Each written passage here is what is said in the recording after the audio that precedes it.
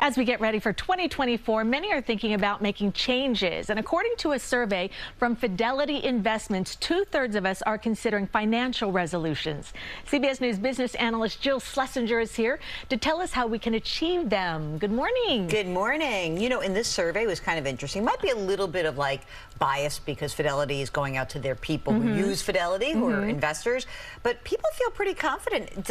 9 out of 10 respondents say they're in a similar or better situation than last year. Wow. But they're making resolutions. And you know what those resolutions are. They're the same every year. Yeah. 15 years in a row. It's like save more, pay down debt, and then spend less. But you know, there's a problem with that. Because it's so broad. It's like, I want to be healthy. How are you going to be healthy? You know what I mean? Right. So do you make a resolution? I don't, but now you're like asking me about it, so maybe I will make one. Here's the key. Okay. All those things are great. Right. But you have to make them more concrete. Okay. So let's more say, specific. Yeah, let's just say that, you know, I want to save more. Instead of saying that, it seems like this big picture idea. Well, I'm going to increase the money I put into my 401k. I'm going to go up by, I'm at 6%, I'm going to 8%. Or if I want to pay down debt, I'm going to comb through my monthly numbers and I'm going to put down an extra $50 every month on that outstanding credit card debt. And if it's spend less, it's like, well, where am I going to spend less? How am I going to spend less? So these things are so much better when they are concrete and they're measurable and you hold yourself accountable to it. No, exactly. All right, so you say that we should share the resolutions. Yeah. I mean, you know, actually, resolutions have in common with some of the execs. Well, here's the thing.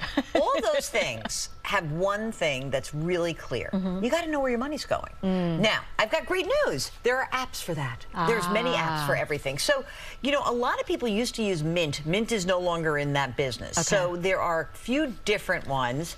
And, you know, you can go online, best apps. And I'm going to tell you the ones. Pocket Guard is one that I liked because I played around with these. Good Budget. Here's one of my favorites. Are you in a couple and you hate how your spouse is spending money?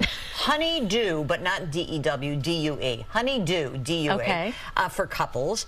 And there's also one budgeting, or let's say tracking app, people pay for. It's called You Need a Budget, Y-N-A-B. Okay. Now you say, why would I pay for it if I can get it for free? Right. When people pay for it, they do tend to use it more. So I think it's $100 after 30 days or something. But there is a factor of I'm paying for something, I will use it. Also, by the way, all the big banks, they have tracking apps. So tracking where your money goes is going to allow you to achieve many of these goals. So if you want to save more, where's the money going? Where I can shift it to savings. You want to pay down your debt? Well, where am I spending my money? Where I can pull back? I can do that. And it's the same thing with I want to spend less. Well, what are you doing where you need to spend less? Right. And it's just tracking that reveals all that information. Exactly. It's almost like, you know, when you go on a diet, those weight loss things, the first thing they say is track what you're eating, you know, every single thing. Yes. I mean, I'm a lifetime Weight Watchers member from 100 years ago. No, I was. But I thought, I mean, so like diet and exercise, there's a part of this process that it sort of makes you a little nutty.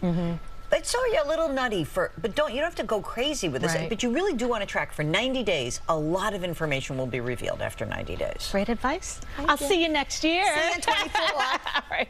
And you can see regularly Jill on CBS Mornings and the CBS Evening News with Norah O'Donnell. For more analysis, go to JillOnMoney.com. We'll be right back.